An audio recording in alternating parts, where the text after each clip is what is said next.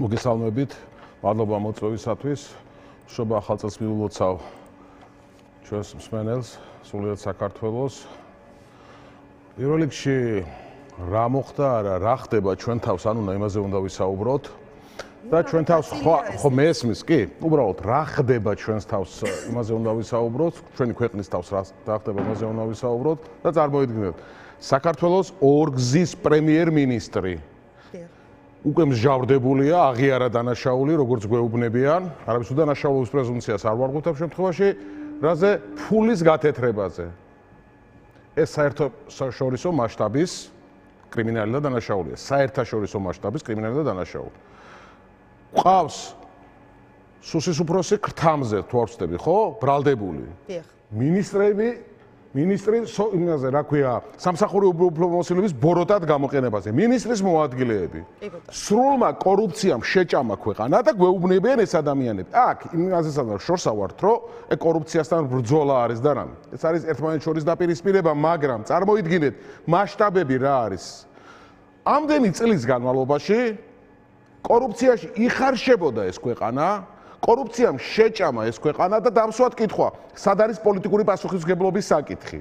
პოლიტიკური პასუხისმგებლობის საკითხი, რომელ გუნდსაც ეს ადამიანები წარმოადგენდნენ. სად არის პოლიტიკური პასუხისმგებლობის საკითხი, რომლებმაც პარლამენტში ეს ადამიანები აირჩიეს და ამ მთავრობებს დაუჭირეს მხარი.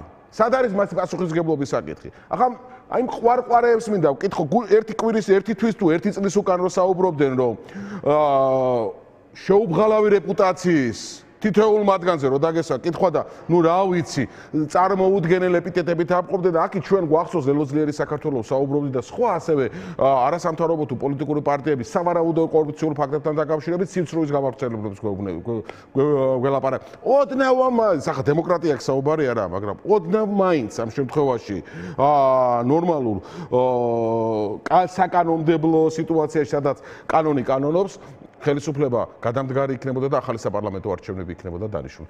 ჩვენ გავავლოთ პარალელი. აქეთ კორუფცია, მილიონებზე საუბარი, სახლიდან 6 მილიონის ამოღება და წარმოუდგენელ რაღაცეებზე და ჩარტერებით გადაფრენებზეა საუბარი და პარალელურ საქართველოს შევხედოთ რა ხდება.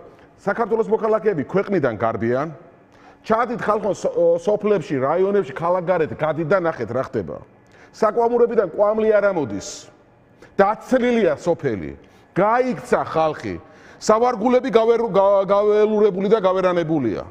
ეს არის, რაც ამ ადამიანებმა მოიტანეს. კორუფცია, საქართველოს მოქალაქეების ქვეყნიდან გაქცევა და გახიზვნა, ოჯახს ვერ ნახავთ თითქმის აბსოლუტურ უმრავლესობაში, რომ თითოეული წევრი გაქცეული არ იყოს და გაქცევაზე არ ფიქრობდეს, რომ შივრები არ მოუგდეს, შვილები და მოხუცები. სახლები დაკეტილია. უბედურება წარმოუდგენელი რამ ხდება ქვეყანაში. პროდუქცია, რისი წარმოება შესაძლებელია ქვეყანაში მოკლეს და შემოაქვთ და ფასებზე გველაპარაკებიან ესენი ახლა დღეს. აი ეს უბედურება მოიტანა და ეს უბედურება მივიღე და დღეს რო დასვა კითხვა. თითქოს ერთი წელია ხელისუფლებაში ისე დაგიწყებენ საუბარს.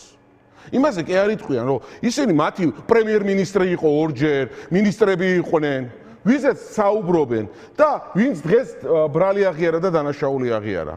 ფულის გათეთრებაზეა ხალხო საუბარი. ამაზე უმძიმესი დანაშაული ამ შემთხვევაში, რაც აღიარა. თავარი ფაქტორი აქ არის. ამასთან დაკავშირებით. აი ამაზე არის საუბარი. და მივედით სანამდე, ქვეყანა არის მშიერი პირდაპირ გეუბნებით. საქართველოს გვეუბნებიან, რომ ეკონომიკა ყვავისო და ეკონომიკა დუხსო. აბა ნახეთ ერთი როგორ არის ჩვეულებრივი მოქალაქეები, ვინც ამას ლაპარაკობთ. როგორ შეურაცხყოფას აყენებენ თითოეულ მათგანს. იმიტომ რომ ადამიანების ამათ საერთოდ არ აინტერესებს. თვითონ როგორც არიან ისე გზნობენ, გონიათ რომ სხვებიც კარგად არიან, მაგრამ რაფელის არ გონიათ. აი ამაზე არის საუბარი. აი ეს არის და ეს.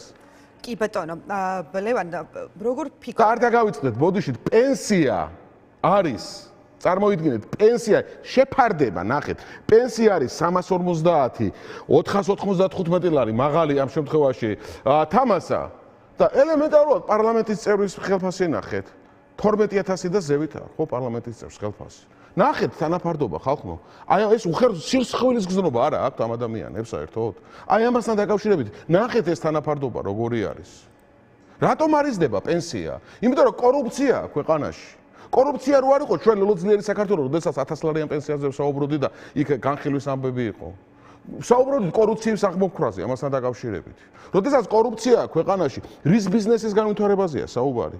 შეჭამეს ეს ქვეყანა, გამოხრნეს, არ უნდა ეს ქვეყანა თავიდან ბოლომდე. კი ბატონო. და ასეთ დროს ლევან მაშინ რა უნდა იყოს დღის წესრიგი, რომელიც აი თქვენ მათ შორის აი ოპოზიციურმა სპექტრმა უნდა შესთავაზოს საზოგადოებას, იმიტომ რომ აი თქვენმა ბრძანეთ, რომ დღეს ისე გველაპარაკებიან, რომ თითქოს 1 წლის წინ მოვიდნენ ხელისუფლებაში, ხომ? აი ფაქტია, რომ ივანიშვილი ყობახიძის ხელით აი რაღაცა ტიპის, არ ვიცი, ახალ დღის წესრიგს თუნდაც თავის გუნდში ამყარებს, ხო? აი დაჭერებით ვიღაცების დაშინებთან, რაღაცა ახალ მოდელს ქმნის მისთვის, ხო?